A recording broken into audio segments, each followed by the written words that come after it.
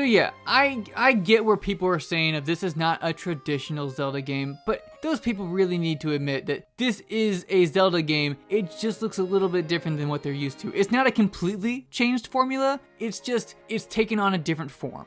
We still get a bunch of tools to solve puzzles, but now we get them at the beginning of the game as opposed to throughout the game. We're still getting dungeons, but the world map itself is now a dungeon with a bunch of other little mini dungeons scattered throughout the entire land. And then your bigger dungeons look a little bit different because you're not getting some sort of tool that you can use throughout the rest of the land, because that would really undercut the game if they did that. But still, I feel like that's kind of a nitpick type of thing where, again, for the big dungeons, we are still puzzle solving. It's just not presented in the form that we're used to. So to say they're not real dungeons or that this is not a real Zelda game because of that, it's just kind of crazy. Again, this is still the same gameplay you have been doing for years and years in other Zelda games. It's just a little bit different. And that's not to say that you're not allowed to dislike the differences. I mean, there's plenty of things I do not like about these new games, for sure. While I absolutely love open world gameplay for Zelda,